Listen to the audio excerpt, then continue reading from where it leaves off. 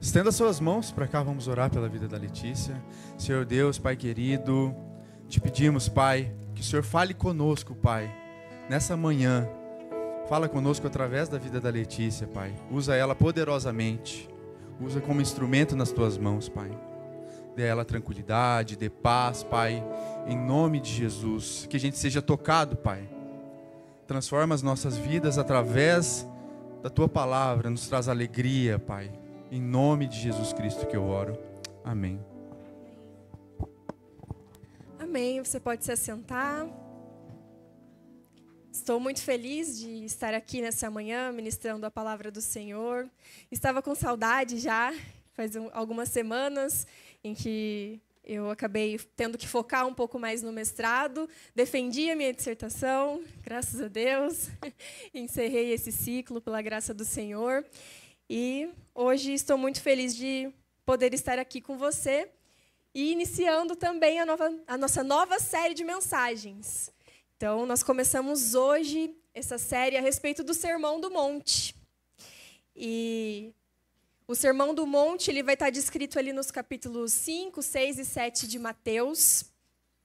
E alguns teólogos eles vão dizer que é possível traçar um paralelo entre esse ensino, esse momento em que Jesus sobe ao monte, com a figura de Moisés.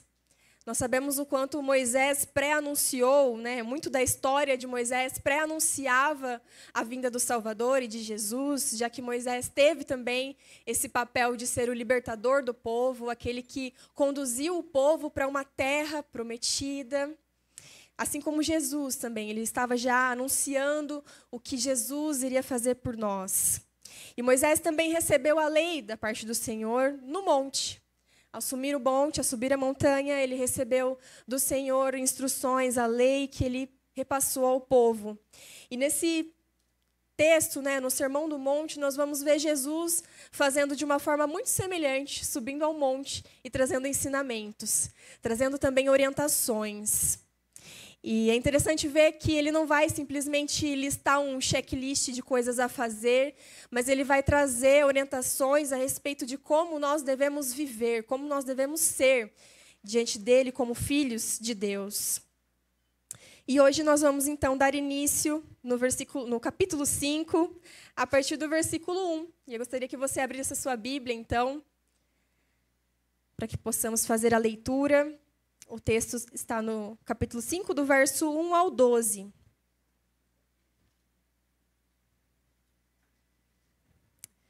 Diz o seguinte, a palavra do Senhor. Ao ver as multidões, Jesus subiu ao monte, ele se assentou, e os seus discípulos se aproximaram dele. Então ele passou a ensiná-los.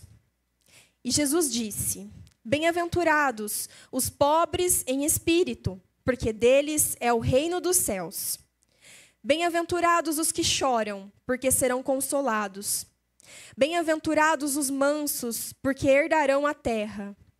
Bem-aventurados os que têm fome e sede de justiça, porque serão saciados.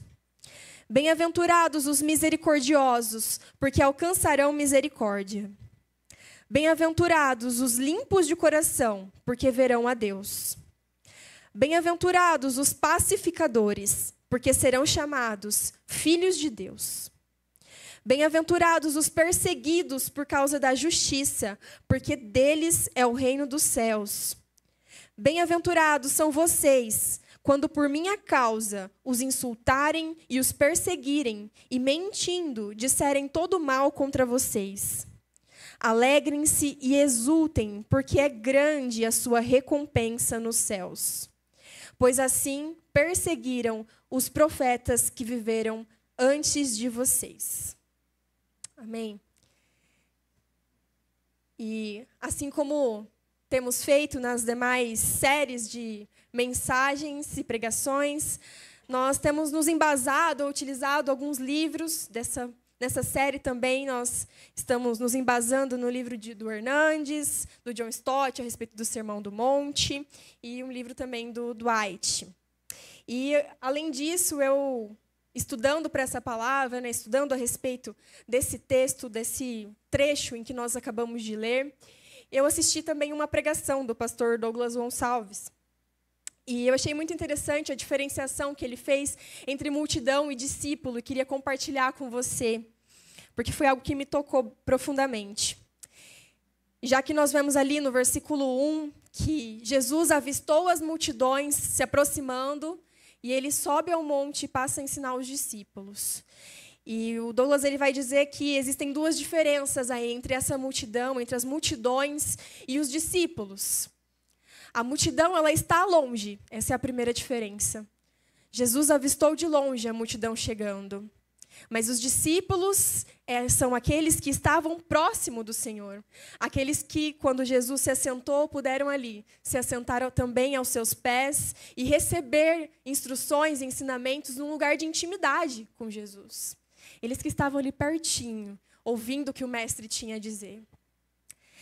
Além disso, a segunda diferença que nós podemos identificar entre a multidão e os discípulos é que a multidão, muitas vezes, tinha no seu coração a motivação errada, né? Muitas vezes estavam ali apenas por curiosidade.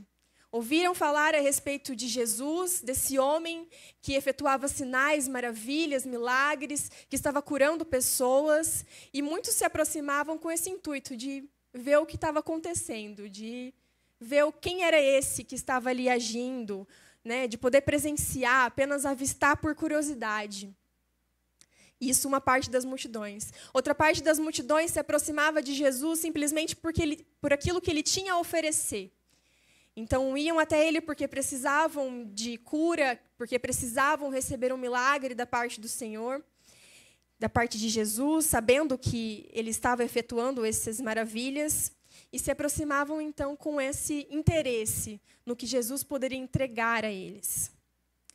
E a diferença entre essas multidões que seguiam por curiosidade ou por simplesmente buscar o que Jesus poderia oferecer para o discípulo, é que o discípulo, por mais que ele, em alguns casos também, e muitas vezes recebemos curas e milagres da parte do Senhor, o nosso coração ele está voltado a estar na presença do Mestre, e a poder também receber dele poder para ser como ele, para agir como ele agiu, para curar outras pessoas.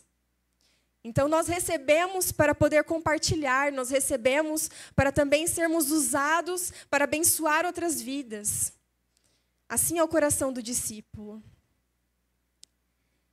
E, meditando nisso, eu me lembrei de um trecho de uma música do Rodolfo Abrantes, que talvez algumas pessoas conheçam, que ele diz que das minhas feridas saia poder para curar.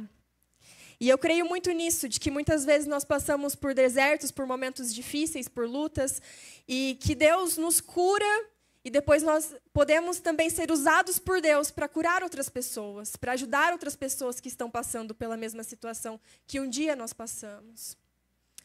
Então, que você possa ser também, que nós possamos ser como os discípulos, que não sejamos como as multidões que simplesmente estavam ali assistindo o que Deus estava fazendo, mas que nós possamos participar daquilo que Deus está fazendo e continuará a fazer no nosso tempo, na nossa geração.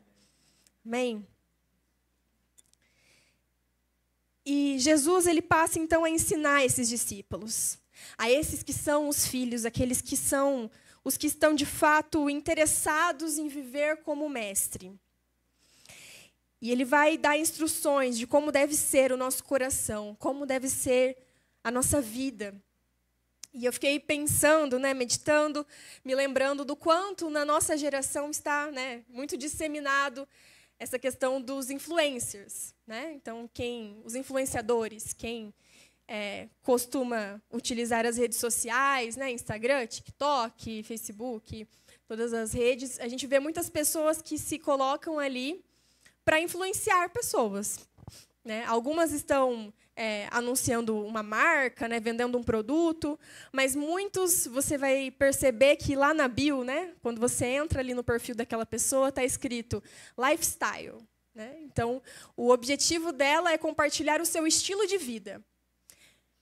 Mostrar o seu modo de viver. E, de fato, muitas pessoas compartilham, toda a sua rotina, o seu dia a dia, e fazem vlogs, vídeos, mostrando como é a sua vida. E muitas pessoas acompanham e têm esse desejo, né, de ver o que aquela pessoa está fazendo e se inspiram no modo de viver daquele influenciador. Querem ser como ele.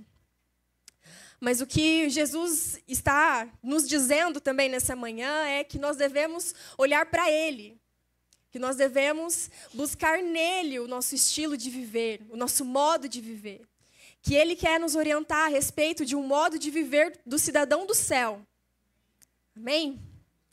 E é aqui nesse texto que nós vamos ver como vive, então, essas pessoas, os discípulos, aqueles que são os filhos. E Jesus ele também vai descrever promessas para aqueles que manifestam esse modo de viver. E a palavra que se repete a partir do versículo 3 ali, que nós vimos, é bem-aventurado. Ele vai dizer, e são 8 bem-aventuranças, né? Então, por 9 vezes ele vai dizer bem-aventurado, mas os versos 10 e 11, eles podem ser entendidos como uma bem-aventurança só. Então, por 8 vezes, Jesus vai dizer, bem-aventurados são. E essa palavra bem-aventurado quer dizer felizes, ou bem-sucedidos, ou abençoados, aqueles que. E eu queria te fazer uma pergunta nessa manhã. Você se considera uma pessoa feliz? Amém? Yes. Jesus ele está nos entregando a receita da verdadeira felicidade. Felizes são aqueles que vivem da forma como Jesus nos instrui a viver. E o Hernandes vai dizer que a felicidade ela não é um local, né, um lugar para onde se vai, mas uma forma de se caminhar. E vocês vão perceber que essa forma de caminhar, essa verdadeira felicidade a qual Jesus descreve, ela é completamente incompatível com o que a sociedade prega como sendo felicidade. É muitas vezes o inverso daquilo que o mundo entende como sucesso, como ser bem-sucedido. Então, comecemos lá a partir do versículo 3.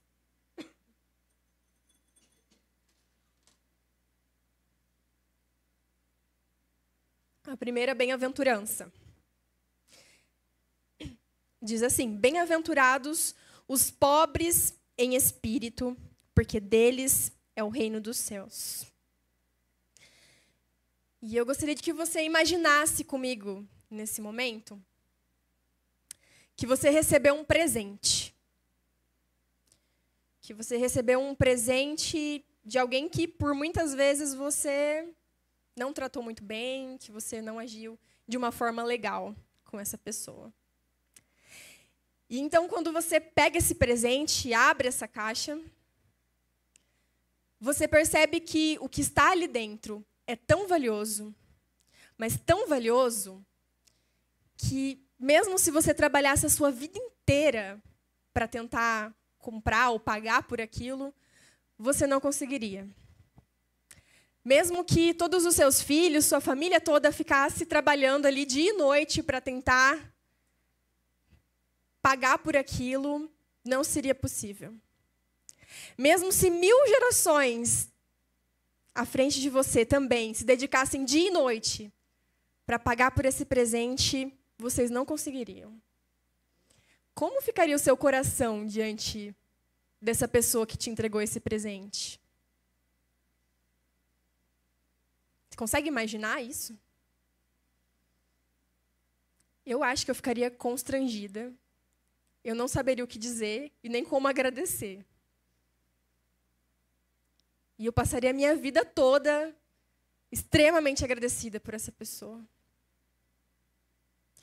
E foi isso que Jesus fez por nós. Ele nos entregou um presente, que é a salvação, que são as bênçãos espirituais, que nós não poderíamos conquistar por nós mesmos. Mesmo se toda a humanidade trabalhasse junta ou fizesse obras para tentar merecer ou conquistar isso, nós não seríamos capazes. O Senhor nos deu um presente muito valioso. E ele diz assim que nós somos felizes quando nós entendemos isso. Que nós somos pobres em espírito, que nós não somos capazes de conquistar nada por nós mesmos, mas que Ele nos entregou toda sorte de bênçãos espirituais através de Jesus.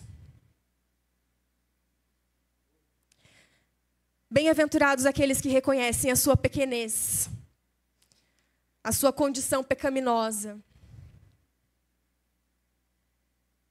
E lá em Lucas, capítulo 18, a partir do versículo 9, do 9 ao 14, vai ser projetado aqui, nós vemos Jesus também contando uma parábola, da qual ele descreve. E ele vai nos ensinar como deve ser o nosso coração, quando nós entendemos o quão pobres espirituais nós somos diante de Deus. Ele diz assim: Jesus também contou esta parábola para alguns que confiavam em si mesmos, por se considerarem justos, e desprezavam os outros. 2 homens foram ao templo para orar. Um era fariseu e o outro era publicano. O fariseu ficou em pé e orava de si para si mesmo, desta forma: Ó Deus, graças te dou, porque eu não sou como os demais homens, roubadores, injustos e adúlteros, nem ainda como esse publicano.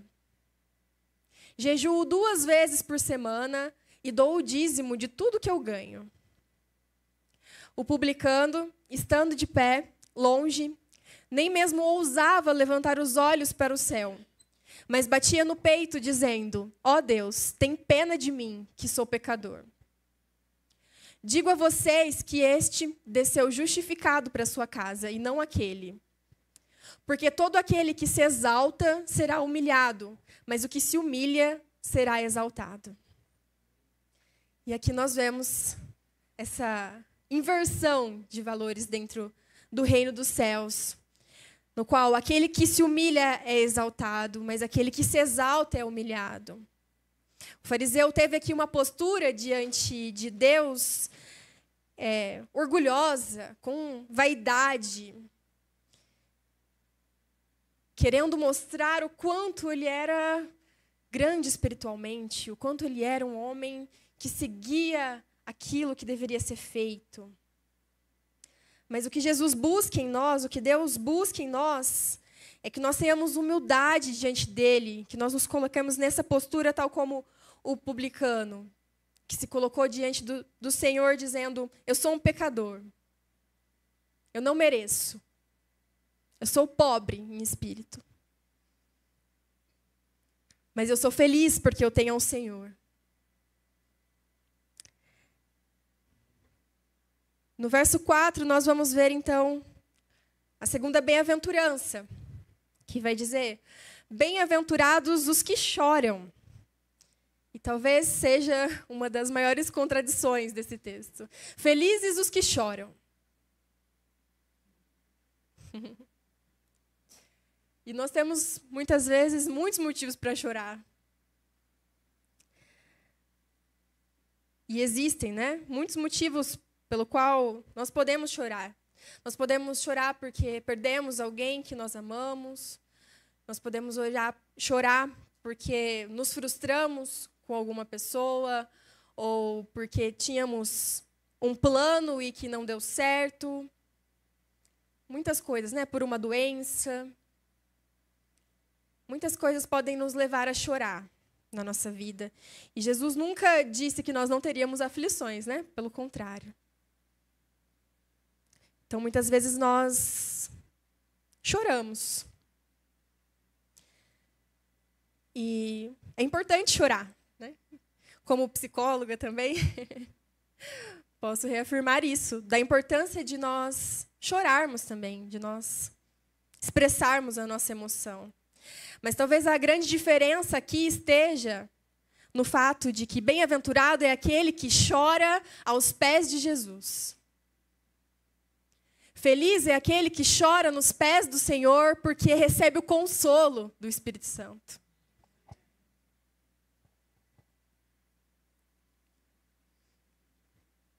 E muitas vezes o nosso choro ele está relacionado com algo particular, algo pessoal. Mas o desafio que eu gostaria de propor a cada um de nós é que nós possamos chorar também por aquilo que faz o coração de Deus chorar. Que nós possamos chorar quando nós nos afastamos daquilo que era a vontade de Deus. Que nós possamos chorar pelas almas que estão se perdendo.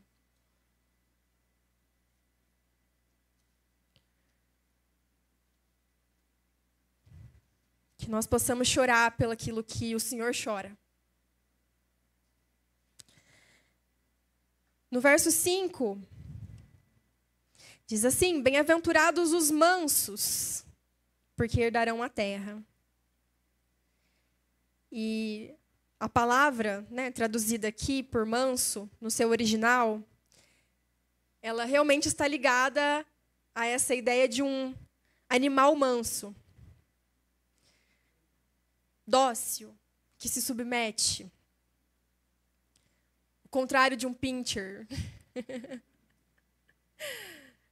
E, obviamente, não estou te comparando com um bichinho de estimação. Mas acho que é uma boa figura para a gente... Não o pincher. Mas essa figura de um animal manso é uma boa ilustração para nós pensarmos no significado dessa palavra. O que é mansidão? Manso é aquele que é dócil, aquele que se submete à vontade do Senhor. Aquele que é obediente. Aquele que se permite ser guiado, ser orientado, ser direcionado. Ser manso é viver uma vida, muitas vezes, de autorrenúncia. É ser gentil, ser humilde, ser paciente. Mesmo diante de pessoas que não te tratem da mesma forma. Os discípulos, os filhos, não são vingativos, não devolvem na mesma moeda. Nós entregamos a outra face.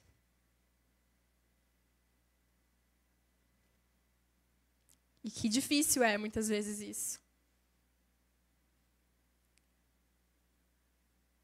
É somente através de Jesus, de fato, que nós podemos ter esse coração manso.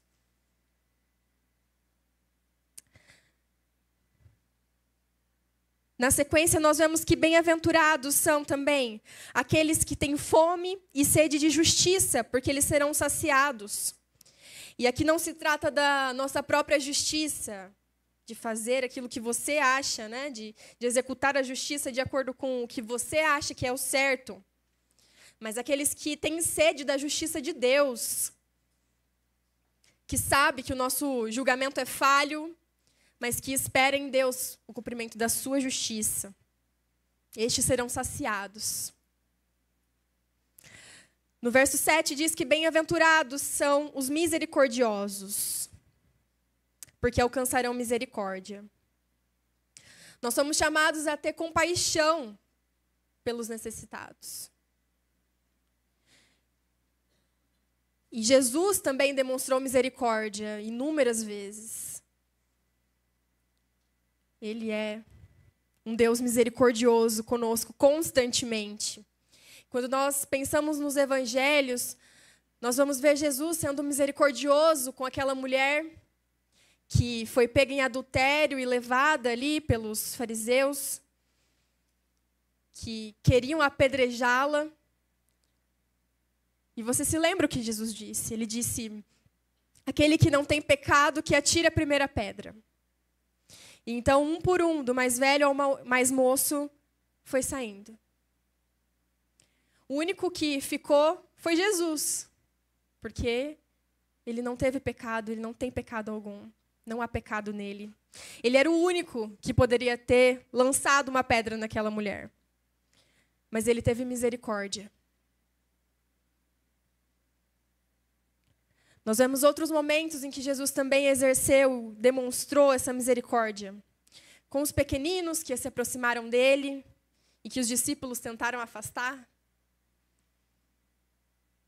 Mas ele foi muito claro em dizer: não os impeçais. Ele também demonstrou misericórdia com os rejeitados, e ele caminhava muitas vezes com pessoas que estavam à margem da sociedade. Ele conversou, ele se sentou à mesa com publicanos, com pecadores, com prostitutas. Jesus foi misericordioso, constantemente. E se nós pensarmos também na nossa vida, na nossa história, eu tenho certeza que Jesus tem sido também muito misericordioso comigo e com você. E se nós temos recebido dessa misericórdia de Deus, de Jesus, nós também não podemos negá-la ao nosso próximo. O versículo é claro em dizer que felizes são os misericórdios porque alcançarão misericórdia também no Senhor. Nós temos alcançado essa misericórdia de Deus, então precisamos também exercer a misericórdia para com as outras pessoas. No verso 8, a próxima bem-aventurança, vai dizer que bem-aventurados são os limpos de coração. E tem uma música que é bem famosa, ou bem conhecida no meio cristão, né? Aquela, recebi um novo coração do Pai, coração regenerado, coração transformado, que é inspirado em Jesus. E quando nós nos tornamos filhos, quando nós somos de fato discípulos do Senhor, nós recebemos também um novo coração. E esse coração, ele precisa ser um coração limpo, um coração puro, purificado por Cristo. E isso nos leva a pensar que a nossa vida não pode ser simplesmente de aparência. Não é simplesmente no exterior que nós devemos nos preocupar, mas com o nosso interior. Jesus, ele inclusive dá algumas palavras bem duras, direciona palavras muito duras em relação aos fariseus quanto a isso. Ele os chama de hipócritas e diz que eles eram como sepulcros caiados, como túmulos, bonitos por fora, mas que por dentro só existia podridão. Nós não podemos viver uma vida de aparência dentro do reino, como cidadãos do céu. Nós não podemos colocar uma máscara e vir aqui nos domingos, porque Deus vê o coração. Nós não podemos enganar a Ele. E é por isso que felizes são aqueles que são limpos de coração, não os que parecem ser. Nós possamos buscar em Deus ter sempre esse coração purificado. Que os nossos pensamentos, que as nossas motivações sejam purificadas pelo sangue de Cristo. Amém. No verso 9, nós vamos ver também que bem-aventurados são os pacificadores. Porque são chamados filhos de Deus. Nós servimos a um Deus de paz. E nós devemos também buscar seguir a paz com todos. Na igreja, na sociedade, onde nós estivermos inseridos. Isso significa que não há espaço ou não há lugar para contenda, para fofoca entre nós. E esse é um tema que eu e meu esposo, a gente sempre conversa, né, a respeito de não alimentar ou não fazer nenhum tipo de fofoca. Porque, trabalhando também, né, já tive a experiência de trabalhar com um grupo de profissionais e perceber o quanto a fofoca naquele meio destruía as relações e o funcionamento naquele local. Que nós não deixemos espaço no nosso meio para esse tipo de atitude. Porque pode ser muito prejudicial para nós. E Deus, que é um Deus de paz, Ele ama também a reconciliação.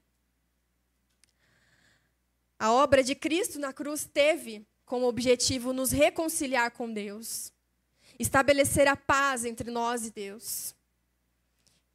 Ele é o autor da paz e da reconciliação. E é por isso que nós também devemos abrir mão das nossas guerras para disseminar a paz de Deus.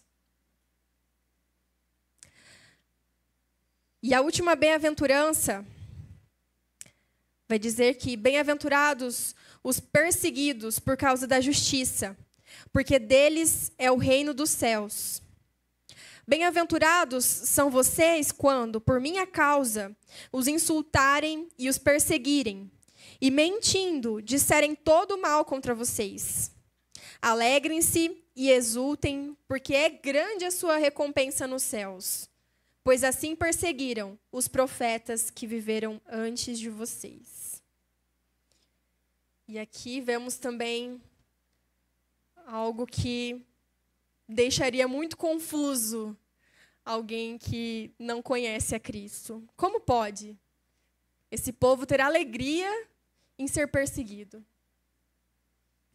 Lá em Atos, capítulo 5, a partir do verso 40, no 40 e 41, nós temos um momento aqui em que os apóstolos estavam sofrendo perseguição, sendo perseguidos, e gostaria que você acompanhasse comigo para ver qual foi a reação deles diante disso. Eles foram convencidos ele está falando daqueles que estavam açoitando. Então chamaram os apóstolos e mandaram açoitá-los. Ou seja, eles foram chicoteados, eles apanharam por amor a Cristo. Depois, ordenaram-lhes que não falassem no nome de Jesus e os deixaram sair em liberdade. E os apóstolos saíram do sinédrio alegres por terem sido considerados dignos de serem humilhados por causa do nome de Jesus. Pode parecer loucura para o mundo. Alegria na humilhação. Alegria na perseguição. Talvez, no nosso contexto, nós não sejamos como eles foram açoitados, apedrejados, literalmente, por amor ao nome de Cristo.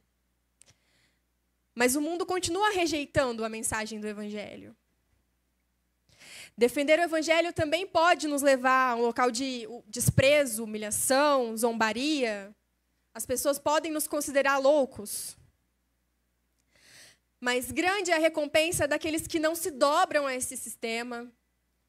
Grande é a recompensa daqueles que não se calam e não se deixam calar, mas que permanecem convictos no poder da palavra que está sendo anunciada. Que o medo do que os outros vão pensar não venha nos impedir de falar de tudo aquilo que nós temos visto e vivido com Jesus. Bem-aventurados são aqueles que o mundo rejeita. Felizes são.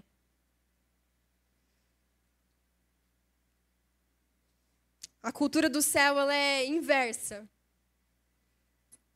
aos preceitos do mundo.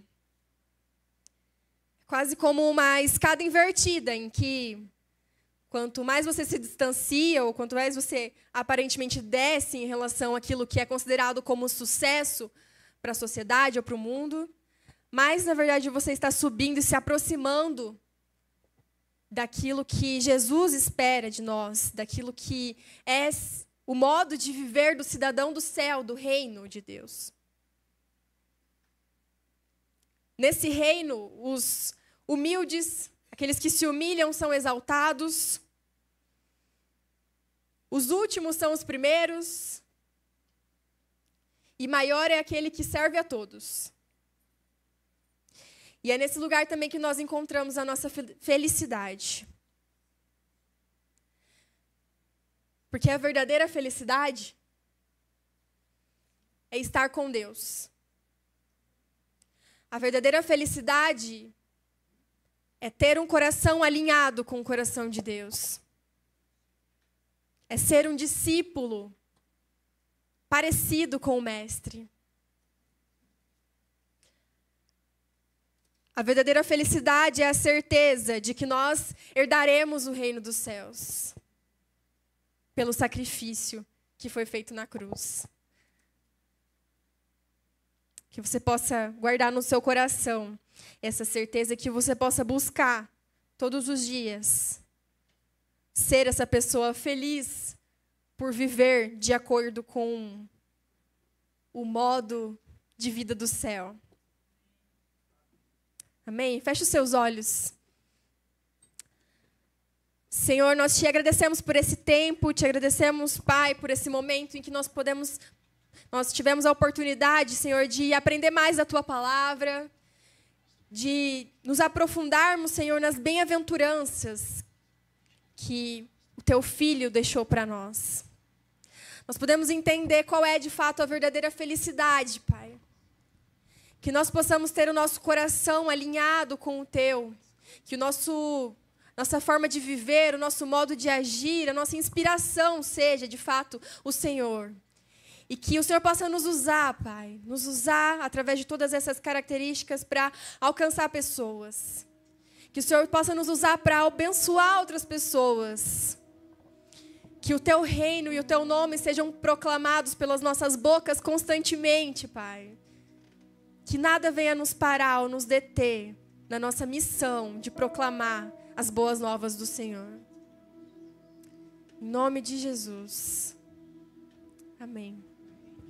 Grande e maravilhoso amor de Deus, a graça de nosso Senhor e Salvador Jesus Cristo, o consolo, o ensino e a unção do Espírito Santo, seja sobre a sua vida, sobre a sua casa e sobre todo o povo de Deus espalhado pela face da terra, hoje e para todo o sempre. Lá fora te espero para te dar um abraço. Abraço uma ou duas.